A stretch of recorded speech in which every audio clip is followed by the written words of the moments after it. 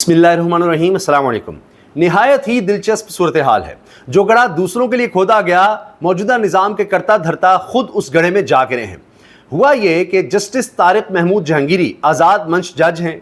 ये वो जज हैं जिन्होंने बयानी हल्फी भी मंगवा लिए थे, फॉर्म 45 भी मंगवा लिए थे इस्लामाबाद के। अब तब से लेकर अब तक इनके खिलाफ पूरा एक प्लान है और इनको फिर करते करते काम से रोका गया।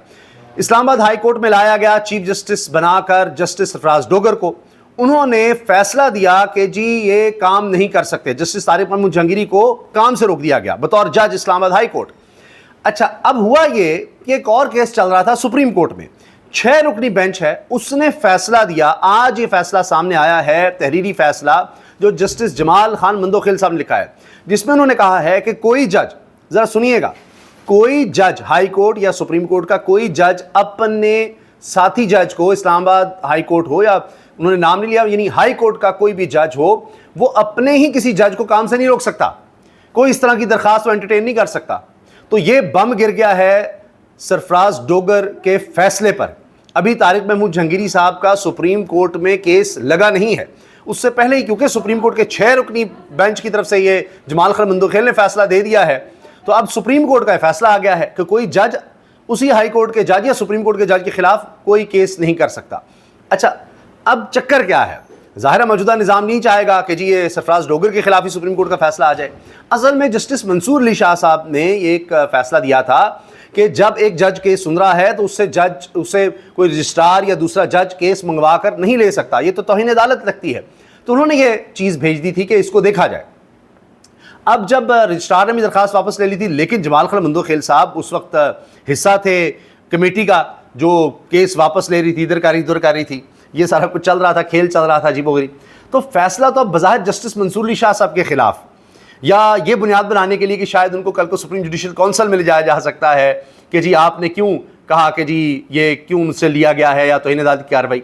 तो फैसला तो उस पर आया, लेकिन गड़ा तो मंसूर अली शाह साहब के लिए खोदा गया होगा, या उस तरह देखा जा रहा था कि जी नहीं, कोई जज दूसरे जज को काम से नहीं रोक सकता। जबकि मंसूर अली शाह साहब ने काम से नहीं रोका, उन्होंने तौहीन अदालत की बात की थी और कहा था इस पर फुल कोर्ट बनना चाहिए, देखा जाए कि उसके बाद से लेकर अब देखिए ना, ये होता चला जा रहा है कि एक जज लगता है कि ओहो ये तो जो निज़ाम है उसके खिलाफ कहीं फैसला ना आ जाए तो उसे ले लिया जाता है केस ही उस जज से। मजाक बन चुका है हाई कोर्ट और सुप्रीम कोर्ट्स का, दुनिया भर में, पाकिस्तान में भी कोई इनको सीरियस ही नहीं लेता। निचले अदालतें हंसती हैं जब आप जाकर बताएं जी सुप्रीम कोर्ट का हाई कोर्ट का फैसला है कि उसकी नज़ीर पेश करते हैं, तो वो हंसते हैं जज कि जी कौन सी हाई कोर्ट सुप्रीम कोर्ट रह गई अब। तो बहरहाल अब ये सुप्रीम कोर्ट का फैसला आ गया। जमाल खान मंदोखेल साहब तो फैसला दे चुके हैं, जबकि लोग ये कह रहे हैं कि जो पटिशन थी, दरखास्त थी, वो भी वापस ले ली थी रजिस्ट्रार ने, लेकिन उन्होंने कहा जी फैसला तो मैं देकर छोड़ूंगा।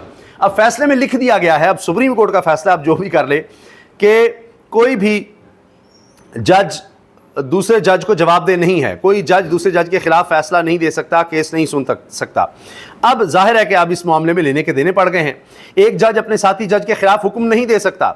जस्टिस जमाल मंदोखेल के फैसले का आम तरीन हिस्सा आर्टिकल 199 के तहत हाई कोर्ट किसी भी शख्स के खिलाफ हुक्म दे सकती है, लेकिन चूंकि जज एक आईनी ओहदा रखते हैं, इसलिए आइन के आर्टिकल 199 शिक 5 के मुताबिक सुप्रीम कोर्ट हो, हाई कोर्ट हो, वो जज अपने साथी के खिलाफ कोई फैसला नहीं दे सकता, सिर्फ सुप्रीम जुडिशल काउंसिल में मामला जा सकता है। तो अब इसका बराह रास्त फ़ायदा तारिक महमूद जहांगीरी साहब को हो सकता है कि जी ये सरफराज डोगर मुझे किस तरह से काम से रोक सकते हैं, जबकि सुप्रीम कोर्ट का ये फैसला आ गया।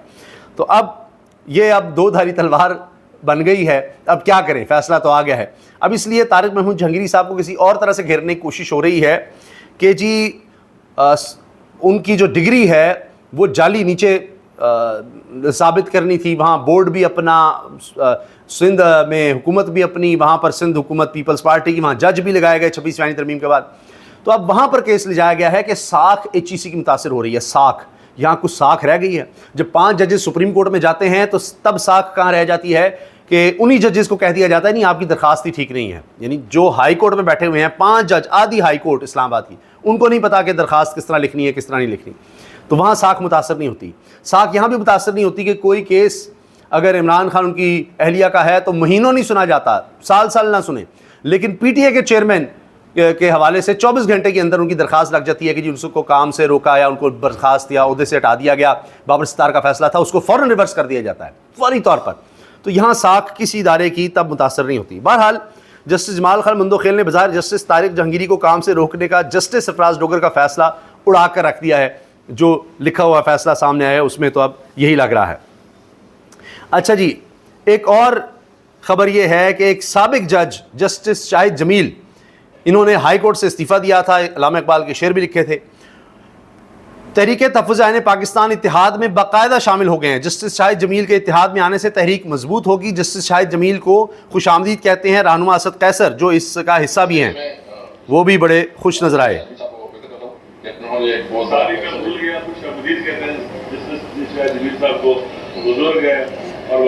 जी तो सुनिए असद कैसर कितने खुश नजर आ रहे हैं जस्टिस रिटायर्ड शाहिद जमील के इस इत्तेहाद में आने से। सबसे पहले तो मैं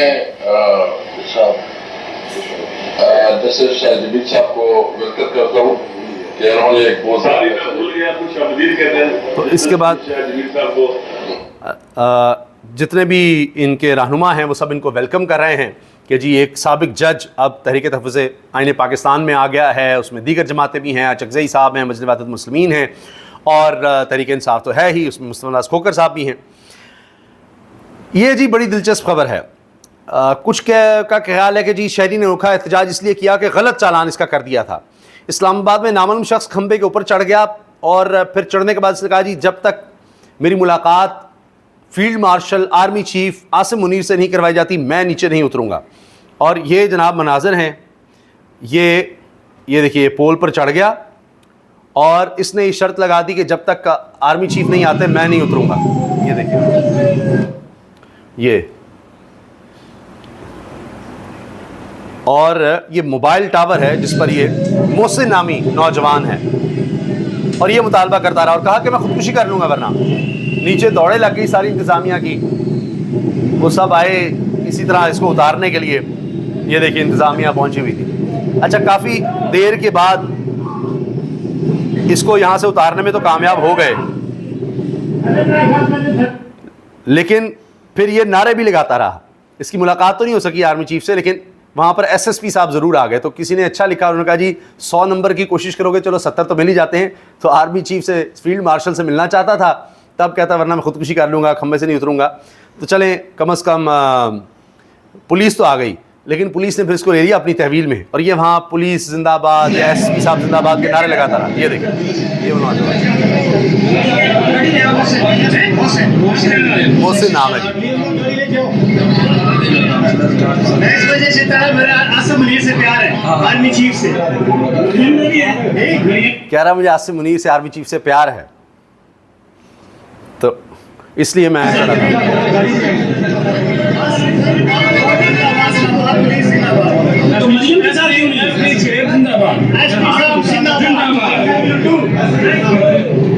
कह रहा जी एसपी साहब जिंदाबाद, एसपी साहब जिंदाबाद।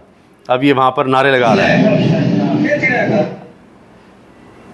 खैर ये भी खबर सुन लीजिए जी कि बलूचिस्तान के वज़ीर आला आए हैं सरफराज बुगटी साहब। उन्होंने 10 करोड़ रुपए ग्रांट का ऐलान किया है सुप्रीम कोर्ट बार के लिए, 10 करोड़ रुपए का। अब ये उसी सूबे के चीफ एग्जीक्यूटिव हैं जिसकी सड़कें, ये देखिए ये हिम्मतुल्लाह जान साहब ने यहाँ सवाल भी कर दिया कि एक गरीब सूबे के 10 करोड़ रुपए लेकर कैसा लग रहा है आपको। अब बात यह है कि यहीं बलूचिस्तान में सड़कें बनाने के लिए कहा गया कि पेट्रोल की कीमतें हम कम नहीं कर सकते, पैसे की ज़रूरत है, वो रकम लेकर सड़कें बनाई जाएंगी। लेकिन पता चल रहा है कि इतना पैसा है वहाँ पर कि 10 करोड़ रुपया तो सुप्रीम कोर्ट बार को वो देने आ गए हैं बलूचिस्तान के वज़ीर आला। तो ये देख लीजिए आप।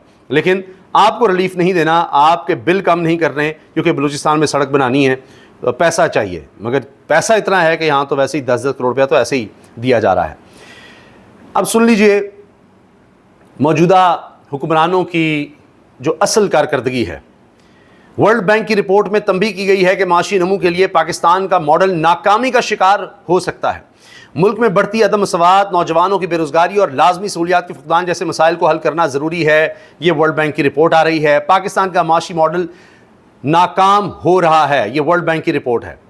और इस रिपोर्ट में मज़ीद तफसील दी गई है कि नौजवान बेरोज़गारी का शिकार हो रहे हैं, तबाही मुल्क में बढ़ रही है, गुर्बत में कमी नहीं हो रही, जिसके बायस आमदन में इजाफा रुक गया। गुर्बत 2024 में 8 साल की बुलंद तरीन सतह पर पहुँच गई। ये वर्ल्ड बैंक की रिपोर्ट है। Pakistan growth model is failing, world bank poverty at 8 time high. ये वर्ल्ड बैंक की रिपोर्ट है कि जो गुर्बत है वो 8 साल की बुलंदतरीन सतह पर है 25.3%। ये तो मुल्की सतह पर कहते हैं, लेकिन इंटरनेशनली 44.7% से बढ़ चुकी है गुर्बत। 37% जो हमारे नौजवान हैं उनके पास रोज़गार नहीं, तालीम नहीं, ट्रेनिंग नहीं। 85% इसमें जो ख़वातीन वगैरह उनको भी शामिल कर लें। और कोई रिफ़ॉर्म नहीं हो रही, कोई बेहतरी नहीं आ रही।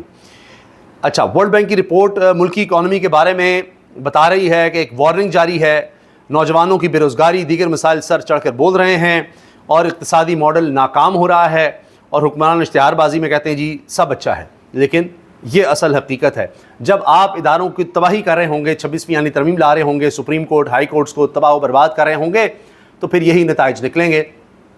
3 साल में ये कुछ हो गया है और अभी आगे कंटिन्यूटी अगर रहती है तो आप देखेंगे आपको इससे भी बुरी खबरें मिलेंगी। अगली वर्ल्ड बैंक की रिपोर्ट इससे भी बुरी होगी अगर यही कुछ रहा। आपने इसी तरह से निज़ाम चलाना है जहाँ किसी तरह की कोई बेहतरी के आसार तो दूर की बात है, आसार तो तब नज़र आएंगे जब उस तरफ चला जाएगा। यहाँ तो आपने रुख ही दूसरी तरफ किया हुआ है और दौड़ लगा रहे हैं। ना इंसानी हुकूक हैं, ना आइन है, ना पार्लियामेंट में कोई काम है, ना इदारे अपना काम कर रहे हैं। जो जिसका काम है वो नहीं कर रहा, उसके अलावा सारे काम कर रहा है। तो यहाँ यही कुछ हो रहा है, फ़लाँ जज को गिरा दो, फ़लाँ की टांगें खींच दो, वो क्यों नहीं हमारी सुनता। इदारों का एक अजीब व गरीब आपस में टकराव नज़र आ रहा है। हालांकि सब कुछ कंट्रोल में है, हर चीज़ कंट्रोल कर ली हुई है, फिर भी ये सूरत हाल चल रही है। तो बहरहाल जी, वो इमरान खान साहब का आज भी पैगाम आ गया कि पहले से फ़ैसले लिख के रखे हुए हैं। एक में कहीं अगर सज़ा ख़त्म होती है, ज़मानत मिलती है, तो दूसरे में पहले से तैयार किया हुआ है। लेकिन जो ऑफ़र की जा रही है इमरान खान को पहले दिन से ही मुल्क से चले जाएं, वो कहते हैं जी मैं सारे केसेस का सामना करूँगा, वो भी अपने जगह पर डटे हुए हैं। इजाज़त दीजिए, अल्लाह हाफ़िज़।